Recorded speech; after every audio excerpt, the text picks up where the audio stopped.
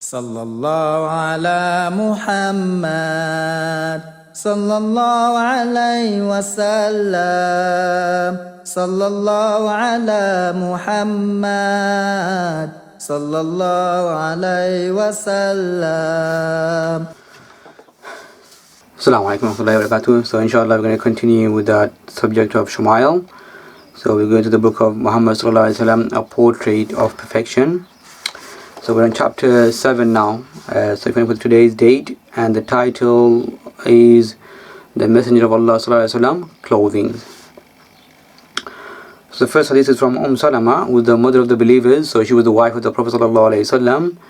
And she said the tunic was the Messenger of Allah's favorite garment, and he would wear it. So the tunic is made of cotton or linen, and it was something that Prophet he liked because it would cover the whole body, and it didn't have any buttons, or it wasn't it wasn't quite any like sort of tying up with any strings or anything like that.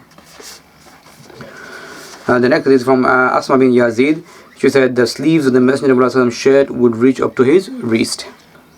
And it's also been related that he used to wear a tunic above his ankles with straight sleeves reaching the tips of his fingers.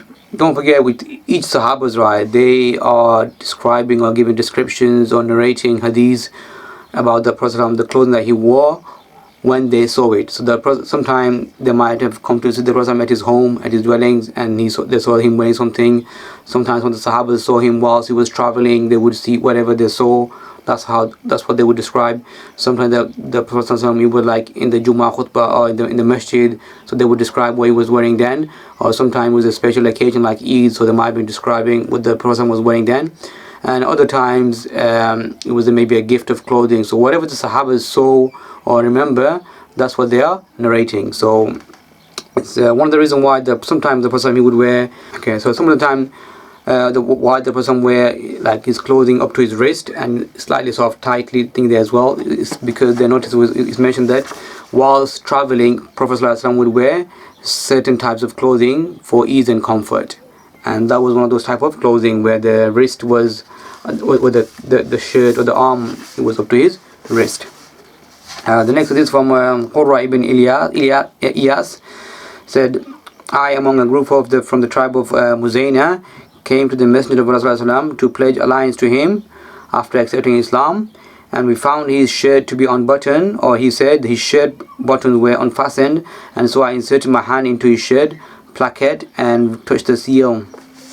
So the seal of the Prophet, first of all, is something that Prophet he had on his back on the left shoulder, towards the left shoulder. It was a sign or an indication that he is the final prophet, the final messenger. And it's something that many Sahabas saw, and also a lot of the learned people of other faith, i.e. Judaism or Yahudis, who have learned the scholars, why they knew because it's mentioned in their book, or Christians, it was mentioned in their books as well, that when the final prophet comes, he would have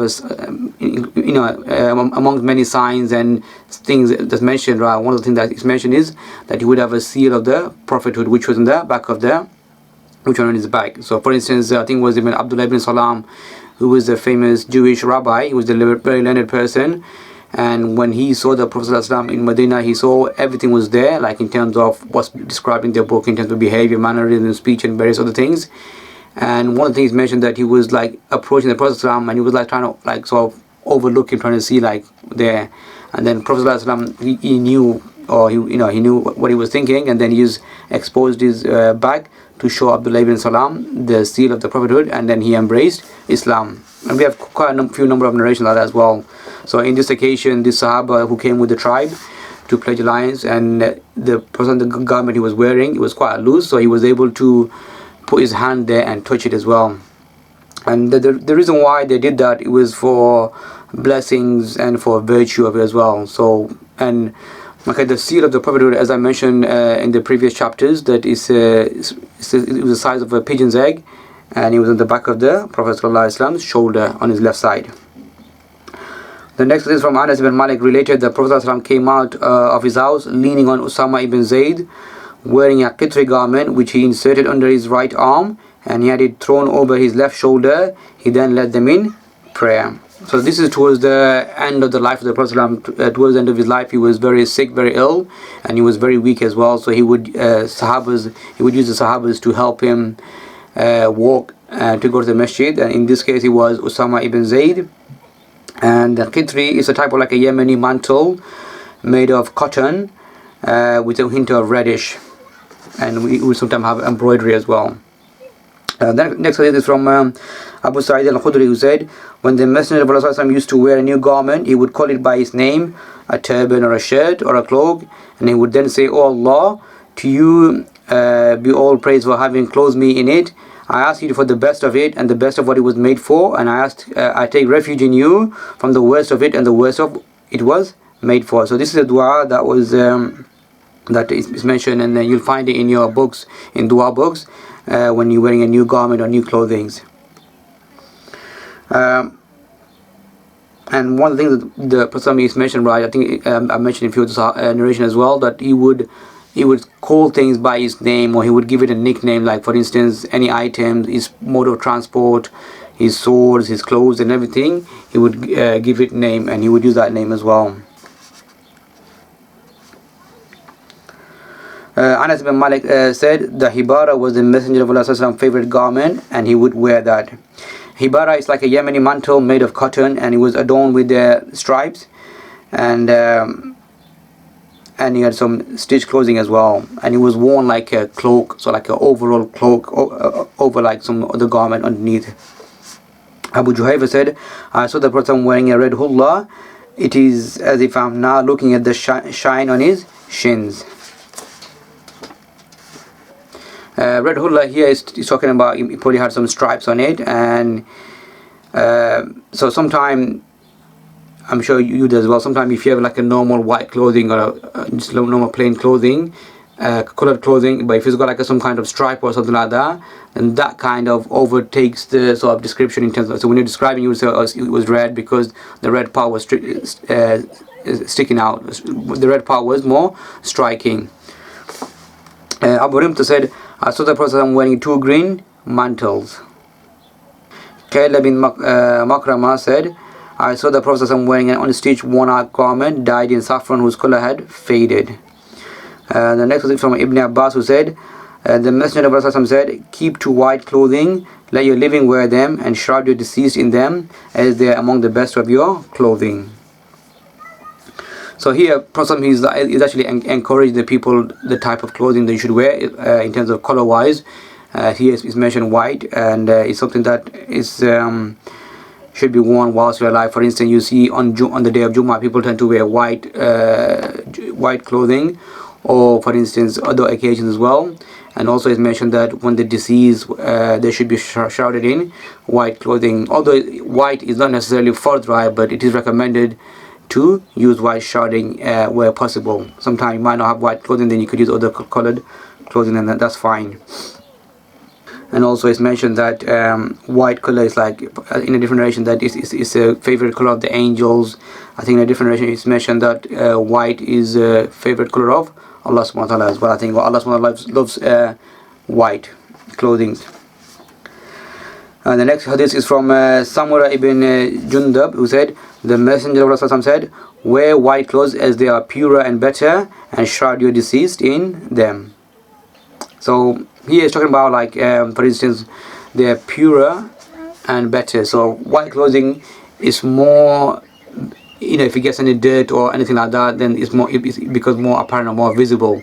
So that's one of the wisdom behind wearing white as well. So if you get any dirt or anything like that, it's much more clear and apparent. And also remember the description of the famous hadith about when angel Jibreel came and asked those 3 questions, and I think it was Umar ibn Khattab who narrated the hadith, and the Sahabas described his clothing, what he was wearing. They said he was a traveler because he wasn't from Medina, and he was wearing white clothing, spotless. They said he was very clean, he didn't have any dust or anything like that. The next hadith is from Sayyidina Aisha. She said, the Messenger of Allah went out one morning wearing a long and wide unstitched wrap around of a single piece mirth made of black camel hair. So this is more like a sarong, like a chador, you could say, or a big piece of cloth, and it was a throw over his shoulders, and blanket or something like that, you could say. Not a blanket, but it was more like a shawl. Yeah, it was like a shawl that was put somewhere, and it was a black color. Al-Mughira ibn Shuba relates that the Prophet wore a tight sleeve Roman jubba. Okay, so so here we have a narration that Prophet he wore something that was from the Roman. It was given to him as a gift, and it was a tight sleeved jubba. So the thing to remember that Prophet he wore clothes of other places, like for instance Roman, or when he was given clothing from Abyssinia, and also as mentioned that when he was given something gift from Persia as well as whatever clothing that they would wear in the Arabian Peninsula. So Prophet ﷺ, he did wear clothing from other places as well. That's why from the sort of more fiqh perspective, the important thing to understand that when it comes to wearing clothes, it's important to wear clothing which cover you in a way that is not inappropriate or anything like that. Like for instance, for the men, the minimum is from belly button to below their knee. And it doesn't mean that that's you can only wear that. Wearing clothes, right, it should be done in a way that it doesn't embarrass yourself and embarrass others as well. So you're wearing clothes that covers you, and you're wearing is appropriate both in terms of the material, color, design, patterns, and fittings as well. So sometimes you see people wearing clothes which are maybe too tight or maybe too loose, or sometimes with funny designs or something like that, or patterns or names and things like that. So this is something to be wary of and to be careful of. Otherwise, you can wear wherever you're from clothing, that's fine. Obviously, if you come across something and you find that it correlates with the hadith of the Prophet ﷺ, and you want to wear that because you want to sort of practice the sunnah, then that's fine. Absolutely, that's a good thing. For instance, if you want to wear something white or green or black or Yemeni pattern, and if your intention is because you want to follow the example of the Prophet ﷺ, then inshallah you will be rewarded for that purpose or for that intention. And it doesn't mention here, but it is mentioned that among some of the remaining, what they found that Prophet ﷺ, he did have trousers. So Prophet ﷺ did wear trousers. It's not mentioned in there as well, but it is mentioned that he did wear trousers. And I think it's mentioned Uthman ibn Affan, the companion, also used to wear trousers as well. And the first person to wear trousers is mentioned in the books was Prophet Ibrahim alayhi salam, Khalilullah, the friend of Allah. So with that, we're going to stop here. So inshallah, may Allah SWT give us the tawfiq to practice the sunnah of the Prophet ﷺ and keep us beautiful both inwardly and outwardly. Assalamu alaikum.